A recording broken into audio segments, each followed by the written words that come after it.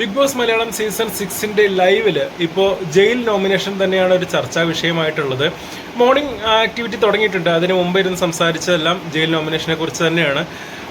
പലരും ജിൻഡോയുടെ പേര് എടുത്തിടുമ്പോൾ അതിനെ ശക്തമായി എതിർക്കുന്ന ചിലരുണ്ട് കേട്ടോ. കാരണം നമ്മുടെ ശ്രീരേഖ അവിടെ ജാസ്മിനും അഭിഷേകും അതേപോലെ ഋഷിയൊക്കെ ഇരുന്ന് സംസാരിക്കുന്ന സമയത്ത് ഓരോരുത്തരുടെ പേര് പറയുമ്പോൾ ശ്രീരേഖ പറയുന്നുണ്ട്, ഞാൻ നോമിനേറ്റ് ചെയ്യുന്ന ആൾ എൻ്റെ കണ്ണിൻ്റെ മുന്നിൽ തന്നെയുണ്ട് എന്ന് പറയുന്നുണ്ട്. അപ്പോൾ തൊട്ടപ്പുറത്ത്, അതായത് കണ്ണിൻ്റെ മുന്നിൽ എന്ന് പറയുമ്പോൾ നേരെ ജിൻഡോ ആണ്.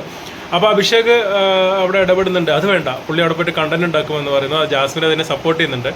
അത് കഴിഞ്ഞ് വീണ്ടും ശ്രീരേഖയും അഭിഷേകും റൂമിൽ വന്നിരുന്ന് സംസാരിക്കുമ്പോഴും ഇത് തന്നെയാണ് പറയുന്നത്, ജിൻഡോയെ ജയിലിലേക്ക് വിട്ടാൽ ജിൻഡോ അവിടെ പോയിട്ട് കണ്ടന്റ് ഉണ്ടാക്കും. അതുകൊണ്ട് പവർ ടീമിൻ്റെ ഭാഗത്തുനിന്ന് ജിൻഡോ നോമിനേറ്റ് ചെയ്യില്ല. ഇനിയിപ്പോൾ വേറെ ആരെങ്കിലും നോമിനേറ്റ് ചെയ്ത് വോട്ട് കൂടുതലിട്ടിട്ട് ജയിലിലേക്ക് പോവാതിരിക്കാനും ശ്രമിക്കണം.